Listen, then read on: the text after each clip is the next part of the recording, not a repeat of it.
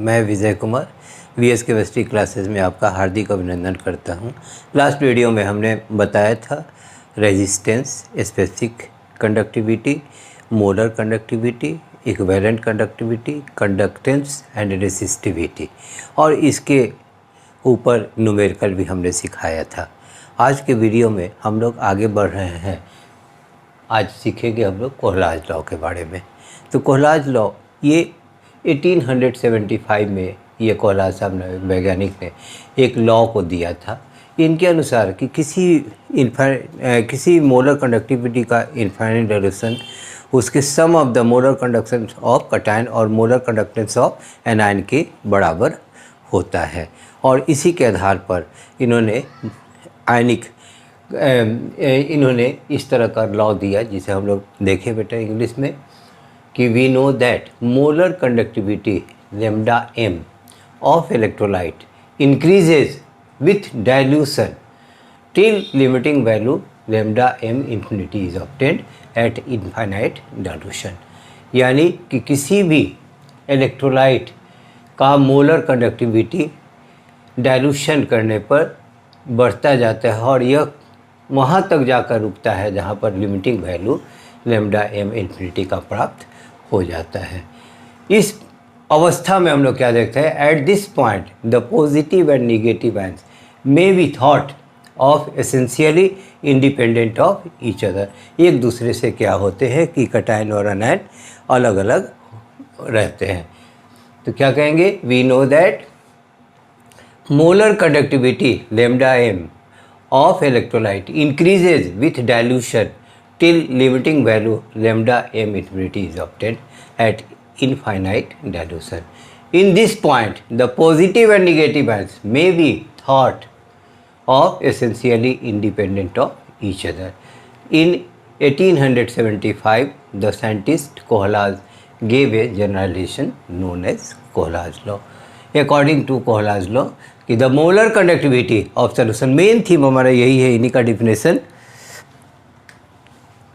the molar conductivity of solution at infinite dilution lambda m infinity is equal to the sum of the molar concentration of cation and anion respectively.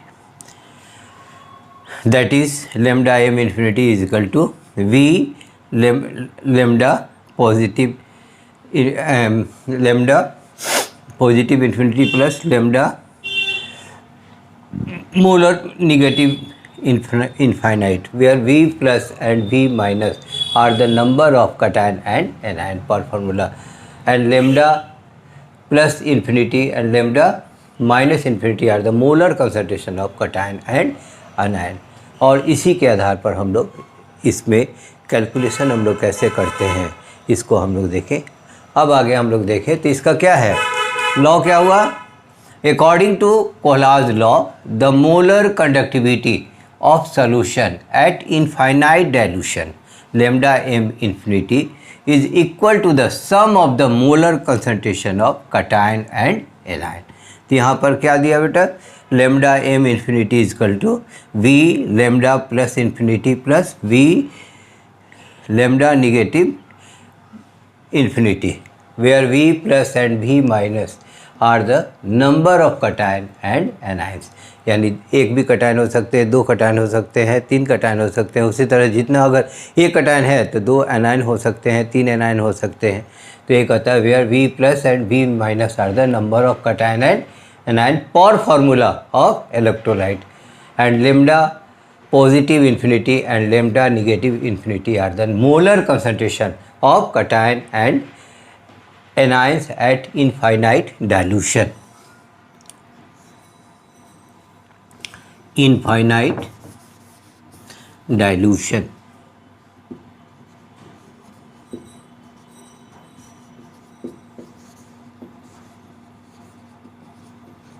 अब हम लोग आगे बढ़े, और in other words, at infinite dilution the molar conductivity of an electrolyte, यानी किसी भी electrolyte का मोलर कंडक्टिविटी इन्फिनाइट डाइल्यूशन पर ये sum of the ionic conductivity of cation and anions, ये क्या होते हैं? आयनिक कंडक्टिविटी ऑफ कैटायन और एनायंस के योग फल में होते हैं, और each multiplied with number of ions present in one formula unit of electrolyte.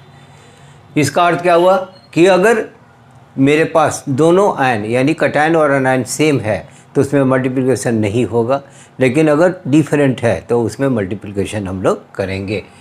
जैसे यहाँ पर बताया ना कि at infinite dilution the molar conductivity of an electrolyte is the sum of the ionic conductivity of cations and anions each multiplied with number of ions present in one formula unit of electrolyte. जैसे mathematically lambda M infinity is equal to V plus lambda positive infinity और V lambda minus infinity.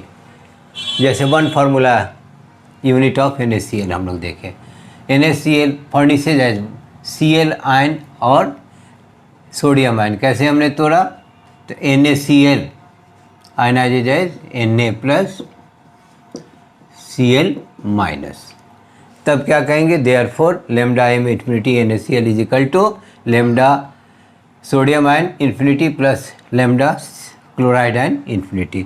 अब इस formula में हम लोग क्या देखते हैं? One formula unit of BaCl2 furnishes है, तो BaCl2 को आयन के रूप में तोड़ो कि BaCl2 on ionisation gives Ba ion plus 2Cl ion.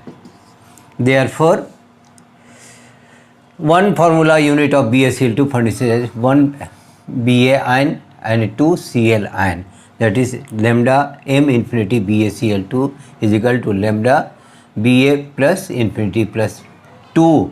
ये जो मल्टीप्लिकेशन जो होते हैं वो लेमडा के पहले हम लोग लिख देते हैं, तो 2 लेमडा Cl माइनस इन्फिनिटी। एक और एग्जांपल देखा जाए बेटा, KCl के लिए हम लोग देखें क्या हो जाएगा? K प्लस Cl माइनस, तो क्या कहेंगे? Lambda m infinity KCl is equal to lambda K plus infinity plus lambda Cl minus infinity. इसी तरह से कोई भी कंपाउंड का हम लोग निकाल सकते हैं कि लेमडा इन्फिनिटी क्या होगा। जैसे एक और देखा जाए, मान लिया जाए कि हमने ले लिया CaCl2, CaCl2 आयनाइज करता है Ca2 plus plus 2Cl minus. तो क्या कहेंगे? Lambda m infinity CaCl2 equal to lambda Ca2 plus infinity plus 2 lambda Cl minus infinity. इसी तरह से किसी भी कंपाउंड का हम लोग इनफाइनाइट डायल्यूशन पर आयन के रूप में तोड़ सकते हैं। आगे हम लोग फिर बढ़ें। अब आगे हम लोग देखें, कहते हैं ना कि calculation of lambda M of acetic acid CH3COOH। तो लेमडा CH3 इसे आयन के रूप में तोड़े तो लेमडा इन्फिनिटी CH3COO माइनस, और लिखते भी हैं नहीं भी लिखते हैं, lambda infinity CH3COO minus plus lambda infinity H plus. In this reaction, इसमें हम लोग मोटा मोटी लिखते हैं कि इलेक्ट्रॉन स्ट्रॉन्ग इलेक्ट्रोलाइट को लेते हैं। वो कौन से हैं? तो HCl है, CH3CONA यानी सोडियम एसीटेट और sodium chloride of lambda infinity will calculated experimentally. तो इसमें क्या हो गया बाबू कि let us suppose that lambda infinity HCl को माना हमने x, लेमडा इन्फिनिटी CH3CONA को माना y और लेमडा इन्फिनिटी NaCl को माना Z। अब इसे आयन के रूप में हम लोग तोड़ दें, इसलिए लेमडा H आयन क्यों तोड़े ऐसे बेटा कि HCl ionises as H plus Cl minus CH3COO minus CH3CO minus और ये हो गया बेटा प्लस। उसी तरह से NaCl को हम लोग तोड़ दें, NaCl आयनाइजेज Na प्लस और Cl माइनस। अब क्या हुआ, अब इस आयन के रूप में तो lambda H plus lambda Cl minus is equal to A, lambda CH3COO minus plus lambda Na plus is equal to Y and lambda Na plus lambda Cl minus is equal to Z। तो क्या हो गया बाबू, इसको हम लोग एक जगह कलेक्ट करें, lambda H plus lambda Cl minus plus lambda CH3COO minus plus lambda Na plus minus lambda Na plus lambda Cl minus. तो ये Cl माइनस से ये Cl माइनस कैंसिल, इस सोडियम आयन से यह sodium ion cancel, therefore lambda H plus lambda CH3COO minus is equal to कितने के बराबर है बेटा, Ax plus Y minus Z. तो lambda infinity for CH3COOH is equal to S plus Y minus Z. ये हुआ हमारा कोहलाज लॉ और इसके कैलकुलेशन को भी हमने दिखाया। अब इसके ऊपर एक न्यूमेरिकल देखें हम लोग, कहता है ना कि lambda am not for NaCl HCl CH3CONa 126.4, 425.9 और 91.00 सीमेन मीटर स्क्वायर पर mole respectively. Therefore calculate lambda M for acetic acid. तो पहले तो क्या क्या दिया है बेटा, NaCl दिया है, HCl दिया है और CH3CONa दिया है। तो पहले हम लोग क्या किए, HCl को आयन के रूप में तोड़ दिए, lambda M infinity HCl is equal to 425.9 siemens centimetre square पर मोल है और लेमडा इन्फिनिटी NaCl का वैल्यू कितना है बेटा, 126.4 सीमेन सेंटीमीटर पर मोल और lambda M CH3CONa is equal to 91 siemens centimetre पर मोल। तो अकॉर्डिंग टू कोहलाज लॉ पहले हम लोग क्या किए, आयन के रूप में तोड़ दे बेटा, lambda M infinity HCl is equal to lambda M infinity H ion plus lambda M infinity Cl ion. NaCl को फिर वैसी तरह तोड़ ले, lambda M infinity sodium ion plus lambda M infinity Cl ion.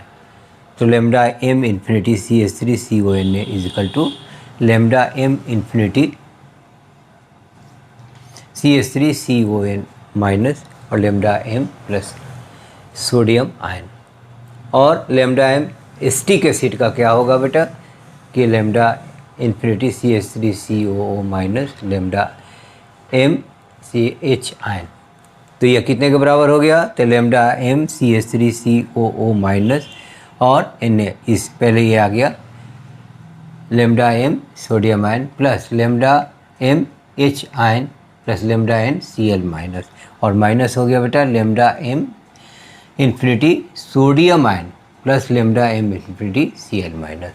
तो हम लोग इसका वैल्यू हम लोग दोनों को जोड़ दें, दोनों को जोड़ने पर क्या आया मेरा, लेमडा एम CH3CONa और इसका वैल्यू दिया हुआ है 91, lambda M infinity HCl minus lambda M infinity NaCl। तो इसका वैल्यू दिया हुआ है बेटा 91, इसका वैल्यू दिया है 425.9 और इसका वैल्यू दिया है 126.4 सीमेन सेंटीमीटर स्क्वायर पर सेकेंड। आफ्टर कैलकुलेशन हम लोग का ये दोनों को जोड़ने पर कितना आया बेटा, 516.9 पर ओम सेंटीमीटर स्क्वायर पर मोल माइनस 126.4 पर ओम सेंटीमीटर स्क्वायर पर मोल। और इस दोनों को जोड़ने पर और इससे घटाने के बाद हम लोग क्या मिला, हमने 390.5 पर ओम सेंटीमीटर स्क्वायर पर मोल इक्विवेलेंट टू 391 पर ओम सेंटीमीटर स्क्वायर पर मोल। इसी तरह से किसी भी वीक इलेक्ट्रोलाइट का हम लोग कोहलाज लॉ के आधार पर डाइल्यूशन कितना हुआ इन्फिनिटी आसानी पूर्वक दर्शा सकते हैं। अब हम लोग आगे बढ़े, कॉमर्शियल सेल के बारे में जानकारी लें। अब कॉमर्शियल सेल अथवा बैटरी के बारे में हम लोग जानकारी लें। कॉमर्शियल सेल या बैटरी जो ये होते हैं इलेक्ट्रिकल एनर्जी पर निर्भर करता है बेटा, कि बैटरी से हम लोग इलेक्ट्रिकल एनर्जी प्राप्त करते हैं, जिसे हम लोग केमिकल सेल द्वारा भी जानते हैं। बैटरी शब्द जो आया, the term battery is use to represent the arrangement of 2 or more galvanic cell in a series. एक सीरीज में हम लोग जो जोड़ते हैं गैल्वेनिक सेल को, each galvanic cell consist of 6 voltaic cell, यानी 6 वोल्ट का ही होता है, और उसे जोड़ते जाते हैं तो हम लोग कहते हैं कि यह 24 प्लेट का है, ये 36 प्लेट का है। तो वो जितना भी हम लोग गैल्वेनिक सेल को एक साथ जोड़ते जाते हैं, कनेक्टेड इन सीरीज में जोड़ते जाते हैं, तो क्या हम लोग प्राप्त करते हैं बेटा, एक बड़ा सा बैटरी प्राप्त होता है, उसे हम लोग सेकेंडरी सेल कहते हैं। सेल अब 2 तरह के होते हैं, एक प्राइमरी सेल होते हैं और एक सेकेंडरी सेल होते हैं। प्राइमरी सेल को हम लोग बहुत दिनों तक कार्य में नहीं ला सकते हैं, कुछ समय के बाद यह समाप्त हो जाता है, उसे हम फिर रिचार्ज या फिर किसी तरह से यूज़ में नहीं ला सकते हैं। लेकिन सेकेंडरी सेल में क्या होता है कि इसे बार बार चार्ज कर इसे उपयोग में लाया जा सकता है।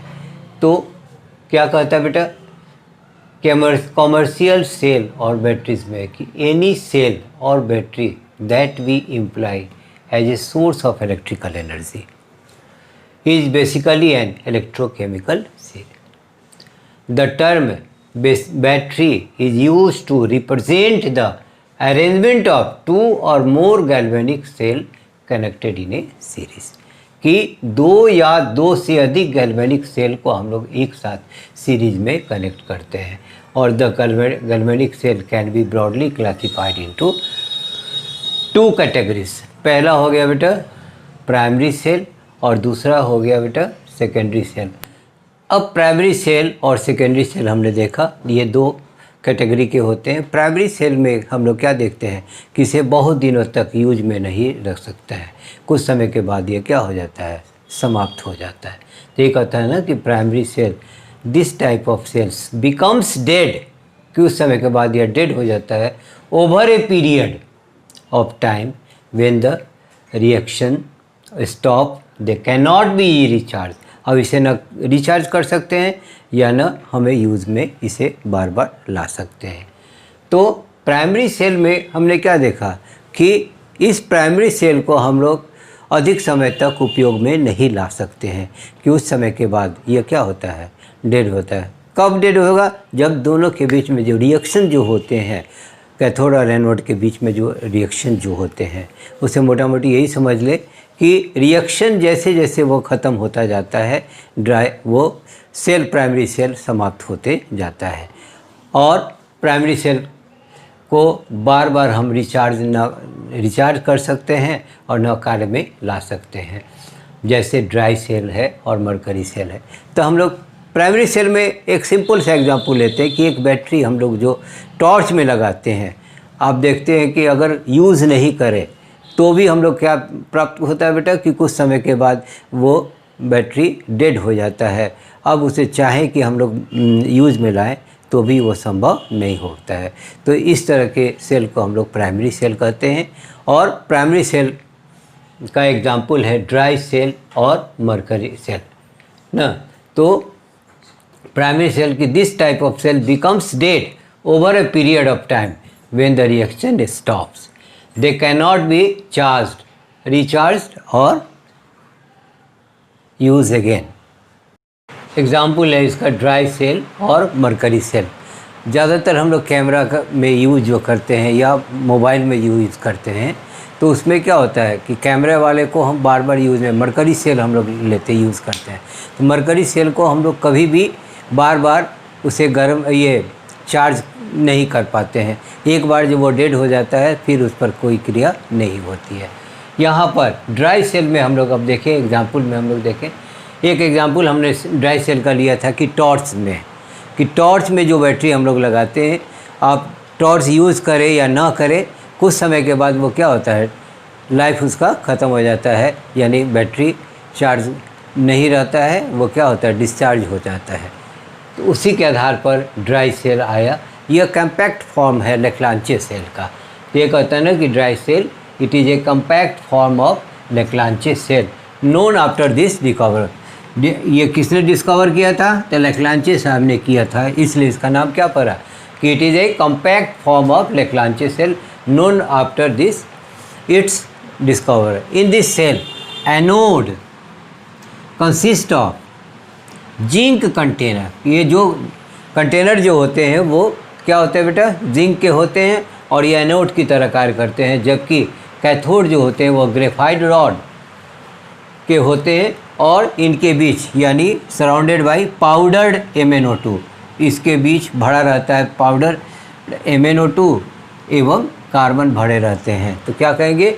This cell is in this cell anode consist of zinc container while cathode is a graphite rod surrounded by powdered MnO2 and carbon. अब आगे देखें। अब इलेक्ट्रोड के बीच खाली स्थान को हम लोग भर देते हैं paste of ammonium chloride and zinc chloride, कि जिंक क्लोराइड और अमोनियम क्लोराइड के पेस्ट द्वारा उस इलेक्ट्रोड के खाली स्थान की ये कहता है ना कि the space between the electrode is filled with the paste of ammonium chloride and zinc chloride. तो इसमें होता क्या है कि ammonium chloride is a stick in nature. तो यह क्या करता है? आसानी पूर्वक जिंक कंटेनर को कोरोड कर देता है।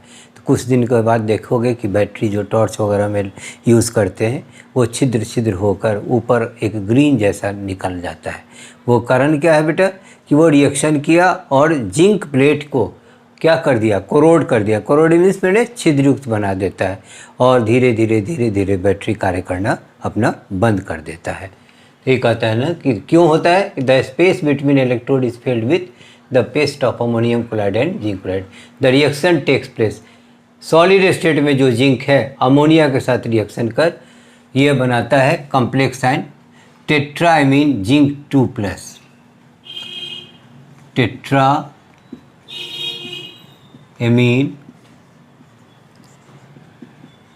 जिंक 2। और ये एनोड का रिएक्शन हुआ बेटा। और कैथोड पर MnO2 जो हम लोग डालते हैं, MnO2 अमोनियम आयन के साथ रिएक्शन किया, ये 2 इलेक्ट्रॉन कैरी ओवर किया और Mn2O3 मैग्नीक ऑक्साइड का निर्माण करता है और अमोनिया गैस निकल जाती है। तो dry cell do not have indefinite life, कि ड्राई सेल का इंडिफिनिट लाइफ नहीं होता है, because ammonium chloride which is acidic corrodes the zinc container. Nature किसका इस अमोनियम क्लोराइड का कैसा है? तो अमोनियम क्लोराइड का नेचर एसिडिक होने के कारण ये क्या करते हैं? जिंक कंटेनर को कोरोड कर देते हैं। Even if the cell is not in use, यानी अगर हम बैटरी ये टॉर्च को यूज़ भी नहीं करते हैं तो उसमें उपस्थित सेल क्या करता है बेटा? ख़त्म हो जाता है, यानी कार्य करना बंद कर देता है। The cell potential of dry cell lies in the range. इसका सेल पोटेंशियल क्या होता है बेटा? 1.25 वोल्ट से 1. कोई भी छोटी सी बैटरी हो या बड़ी सी बैटरी हो, उसमें सेकेंडरी सेल को छोड़कर प्राइमरी सेल में हम लोग क्या करते हैं कि उसका इलेक्ट्रोड पोटेंशियल वैल्यू जो होते हैं वो क्या होते हैं बेटा? 1.25 वोल्ट से 1.5 वोल्ट के बीच में। आज के दिनों में मिनिएचर बैटरी का उपयोग लाया जा रहा है। तो मिनिएचर बैटरी मैंने बेटा बहुत छोटा सा बैटरी ना, उसका भी रेंज क्या है? 1.25 volt to 1.5 volt. This days miniature battery or cells are used, उसका भी electrode potential value 1.25 volt to 1.5 volt होता है, use to supply energy for watches. घड़ी में क्वार्ट्ज घड़ी जो हम लोग यूज़ करते हैं उसमें मिनिएचर बैटरी मैंने बटन के समान छोटी सी बैटरी। मूवी कैमरा में कैमरा जो मूवी कैमरा जो हम यूज़ करते हैं, या हीयरिंग एड्स, बहुत लोगों को सुनाई नहीं देता है तो हियरिंग एड्स लगाता है, एंड अनदर कम्पैक्ट डिवाइस में इसका क्या करते हैं, यूज़ करते हैं। तो यह क्या करता है बेटा कि dry cell do not have indefinite life, कि ड्राई सेल का लाइफ इंडिफिनिट नहीं होता है, because ammonium chloride which is acidic, ammonium chloride जो होते हैं एसिडिक होते हैं, कोरोड्स द जिंक कंटेनर, यह जिंक कंटेनर को कोरोड कर देते हैं, even if the cell is not in use, जबकि ये सेल कार्य में भी नहीं उपस्थित हो। The cell potential of dry cell, dry cell का सेल पोटेंशियल जो होते हैं वे 1.25 वोल्ट से 1.5 वोल्ट के बीच होते हैं। These days miniature battery or cells are used, कि इन दिनों हम लोग मिनिएचर बैटरी का भी यूज़ करते हैं to supply energy for watches, घड़ी में जो हम लोग मिनिएचर बैटरी लगाते हैं, मूवी कैमराज में, हियरिंग एड्स में और अनदर कम्पैक्ट डिवाइसेस में हम करते हैं। अब इसके बाद हम लोग सेकेंडरी सेल देखें। सेकेंडरी सेल में हम लोग दो देखते हैं बेटा। पहला हो गया लेड स्टोरेज सेल,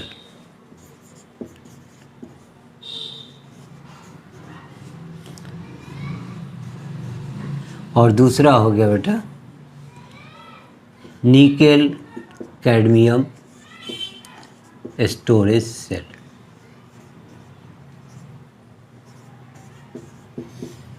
अब ज़्यादातर हम लोग सेकेंडरी सेल में लेड स्टोरेज सेल का ही हम लोग उपयोग में लाते हैं। इसमें क्या होता है कि ये सीरीज में इस तरह से 6 वोल्ट 6 वोल्ट 6 वोल्ट 6 वोल्ट इस तरह से ये रहता है यूज़।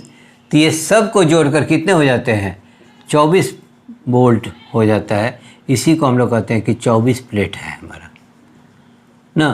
तो जब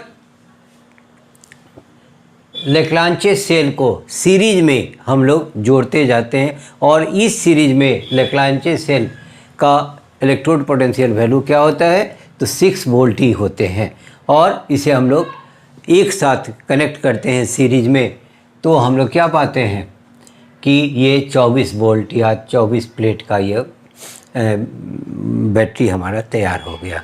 अब इसके बारे में हम लोग डिटेल्स जानें। अब हम लोग सेकेंडरी सेल देखें कि this type of cells can be recharged bye passing direct current through them and can be used again and again. तो इस तरह के सेकेंडरी सेल में हम लोग क्या करते हैं बेटा, इसे रिचार्ज करते हैं, यानी करंट देकर हम इसे रिचार्ज करते रहते हैं, और bye passing direct current through them and can be used again, और इसे बार बार व्यवहार में ला सकते हैं। इसमें सबसे इम्पोर्टेंट है लेड स्टोरेज सेल। यही जो ऑटोमोबाइल में यानी ट्रक में, बस में, गाड़ी में ये सब जो लगता है बैटरी, वो लेड स्टोरेज बैटरी का होता है। और ये सब हमने बताया ना कि 6 वोल्टाइक सेल का होता है। 6 वोल्टाइल सेल इसी तरह से सीरीज में जुड़े रहते हैं। तो 4 अगर 6 वोल्टाइल सेल जुड़ा तो वो 24 प्लेट का होता है, 6 जुड़ा तो 36 प्लेट का। इस तरह से बैटरी तैयार किया जाता है सेकेंडरी सेल में। तो इसमें क्या कहा, सेकेंडरी सेल कि this type of cell can be recharge by passing direct current through them and can be used again and again. Lead storage cell, दूसरा एग्जाम्पल है nickel cadmium battery. Lead storage cell is also known as acid storage cell. इसमें इसका नाम क्यों पड़ा है acid storage cell, क्योंकि इसमें H2SO4 लेते हैं, और इस H2SO4 के कारण ही वो क्या होता है, धीरे धीरे जैसे जैसे H2SO4 का कंसंट्रेशन कम होता जाता है, सेल हमारा बैठता चला जाता है, फिर उसे रिचार्ज के लिए हम लोग ले जाते हैं। तो इस लेड स्टोरेज सेल या एसिड स्टोरेज सेल का नाम क्यों पड़ा एसिड स्टोरेज, क्योंकि इसमें यूज जो करते हैं वो सल्फ्यूरिक एसिड यूज़ करते हैं। It is the most frequently used battery in automobiles, की ऑटोमोबाइल में हम लोग फ्रिक्वेंटली यूज़ करते हैं बैटरी के रूप में। It consist of 6 voltaic cell connected in series. प्रत्येक 6 वोल्टाइक सेल का होता है जो कि सीरीज में जुड़े रहते हैं। In each cell anode is made of spongy lead, कि इसमें एनोड जो होते हैं स्पॉन्जी लेड होते हैं, and cathode is a grid of lead packed. Grid माने बेटा दानेदार के रूप में ये रहते हैं, छोटा सा ग्रेनुल्स के रूप में रहते हैं, lead packed with lead oxide. The electrolyte is the aqueous solution of H2SO4. इसीलिए इसका क्या नाम पड़ा था बेटा, एसिड स्टोरेज बेड। तो क्या कहेंगे, the electrolyte is the aqueous solution of sulfuric acid which is 38% by mass, कि उसका मात्रा कितना होता है बेटा, 38% by mass. The reaction takes place as lead combines with sulfate ion, it gives lead sulfate and 2 electrons. ये anode पर चला गया, ये PbO2 plus sulphate ion plus 4H ion, ये H2SO4 का हम लोग लेते हैं, तो हम लोग क्या करते हैं बेटा, 2H प्लस SO4 माइनस 2, उसी पर PbSO के साथ है तो 2 से 2 ज़्यादा हो गया, तो PbO2 plus SO4 minus 2 4H plus 2E gives rise to lead sulphate plus 2H2O। अब इसमें से हम लोग क्या देखते हैं बेटा, आसानी पूर्वक ये इलेक्ट्रॉन और ये इलेक्ट्रॉन हटा देते हैं। इसके बाद कुछ नहीं हट पाता है, इसमें क्या हुआ बाबू, नेट रिएक्शन में क्या हुआ, Pb प्लस PbO2 SO4 हमारा 2 है, तो यहाँ पर 2SO4 माइनस, यहाँ हाइड्रोजन 4 है तो 4H प्लस, तो SO4 कितने हो गए, 4H2SO4 is equal to 4H plus plus 2SO4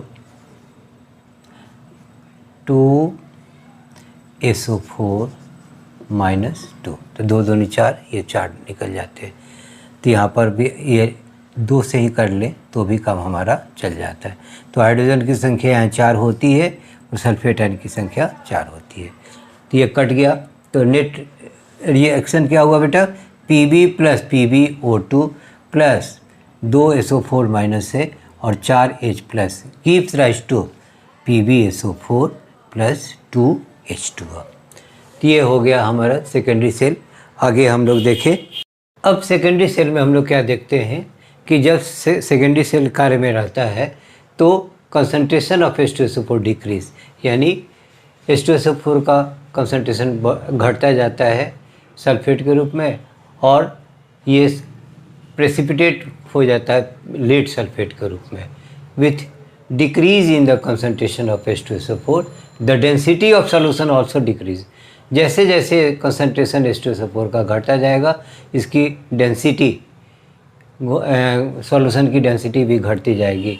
the condition of the battery can be easily checked by measuring the density of the solution. Density solution आसानी पूर्वक हम लोग मेजर कर लेते हैं बेटा, है ना। तो कहता है ना कि during the working of the cells the concentration of H2SO4 decreases. जब सेल कार्य में रहता है तो ये H2SO4 का कंसंट्रेशन घटता जाता है, किसके रूप में आ जाता है, तो सल्फेट आयन के रूप में आता है, और ये लेड ऑक्साइड के साथ रिएक्शन कर लेड सल्फेट में प्रेसिपिटेट कर जाता है। तो with the decrease in the concentration of H2, जैसे जैसे H2SO4 का कंसंट्रेशन घटता जाएगा, इसका density of solution also decrease, और इसका डेंसिटी भी क्या होगा, निश्चित रूप से घटता चला जाता है। solution, the condition of the battery can be easily checked by measuring the density of the solution, कि इसे आसानीपूर्वक मेजरिंग सिलेंडर के रूप में जो हम जिसके द्वारा डेंसिटी मापते हैं उसे डालकर हम लोग देख देते हैं कि वो उसका सॉल्यूशन कितने H2SO4 सॉल्यूशन का वोल्टेज कितना है, वो 12.5 के पास आया कि नहीं। अब recharging the battery can be recharged by connecting it to an external source of direct current से इसे हम लोग जोड़ देते हैं जिससे ये रिचार्ज होने लगता है। It would reverse the flow of electron, यह क्या करता है, फ्लो ऑफ इलेक्ट्रॉन को रिवर्स कर देता है, resulting in the decomposition of lead on the anode and PbO2 at the cathode reaction takes place. यही PbSO4 सॉलिड स्टेट में वाटर लिक्विड में पड़ता है, तो यह Pb सॉलिड स्टेट में, PbO2 भी सॉलिड स्टेट में, 4H प्लस 2SO4 माइनस। अब नया आज के डेट में चल रहा है फ्यूल सेल कि in recent year the scientist have design the cell which convert chemical reaction of a fuel directly into electrical energy. कि केमिकल एनर्जी, फ्यूल की केमिकल एनर्जी डायरेक्टली क्या करता है, इलेक्ट्रिकल एनर्जी में कन्वर्ट कर देता है। और इस सेल को ही हम लोग क्या कहते हैं बेटा, फ्यूल सेल। तो क्या कहेंगे, in recent year the scientist have designed the cell which convert chemical reaction of a fuel directly into electrical energy and this cell are known as fuel cell। अब इसका रिएक्शन हम लोग देखें। ये fuel cell convert करता है करीब 75% of the available chemical energy. कि केमिकल एनर्जी जितने भी अवेलेबल होते हैं उसका 75% यह कन्वर्ट कर देता है फ्यूल सेल में इनटू यूजफुल इलेक्ट्रिकल एनर्जी। यानी fuel cell convert about 75% of the available chemical energy into useful electrical energy। कि fuel cell available chemical energy का 75% भाग यूजफुल इलेक्ट्रिकल वर्क में खर्च कर देता है या परिवर्तित कर देता है। The cell consist of porous carbon electrodes. कि ये सेल जो तैयार होते हैं वो छिद्रयुक्त कार्बन इलेक्ट्रोड्स होते हैं विच आर इम्पिग्रेंट विथ कैटलिस्ट, जिसमें डाला जाता है, कैटलिस्ट को डाल दिया जाता है। अब hydrogen and oxygen are bubbled through electrodes into electrolyte which is an aqueous solution of sodium hydroxide और potassium hydroxide solution. Reaction takes place, hydrogen which is found in gaseous state combines with hydroxide ion which is found in aqueous state gives rise to 2H2O liquid and 2 ion। और फिर cathode में हम लोग क्या देखते हैं, O2 gas combines with water liquid plus दो दूनी 4 electron, it gives 4 hydroxyl ion aqueous. अब नेट रिएक्शन क्या हुआ बेटा, यहाँ 4H2 है, यहाँ पर 2H2, तो ये कैंसिल हो जाता है, 2 बच जाते हैं। उसी तरह से ये 4 इलेक्ट्रॉन है, ये निकल जाता है। यहाँ पर 4OH है, ये 4H खत्म, कैंसिल हो गया। तो नेट रिएक्शन क्या हो गया बेटा, H2 gas plus O2 gas gives rise to 2H2O liquid. तो द सेल रन्स कंटिन्यूसली, यह सेल कंटिन्यूसली रन करते रह जाता है as long as the gases hydrogen and oxygen are supplied at temperature 525 kelvin and 50 atmosphere. तो 525 kelvin temperature और 50 atmosphere pressure पर जितनी ज़्यादा हम लोग हाइड्रोजन और ऑक्सीजन गैस को डालेंगे, सेल रिएक्शन कंटिन्यूसली रन करता जाता है। इस तरह से हम लोग सेल और बैटरी के बारे में जानकारी ली। आज के वीडियो में हमने शुरू किया कोहलाज लॉ, उस पर न्यूमेरिकल, फिर इसके बाद कॉमर्शियल सेल और बैटरी के बारे में जाने। कॉमर्शियल सेल को हमने बताया कि ये 2 तरह के होते हैं, एक प्राइमरी सेल होते हैं और एक सेकेंडरी सेल, और इसे डिटेल्स रूप में हमने देखा और इससे परिचय लिया। इसमें कहीं आपको दिक्कत हो तो कमेंट बॉक्स में जाए, कमेंट करें, या अच्छा लगे तो लाइक करें, सब्सक्राइब करें। Thank you.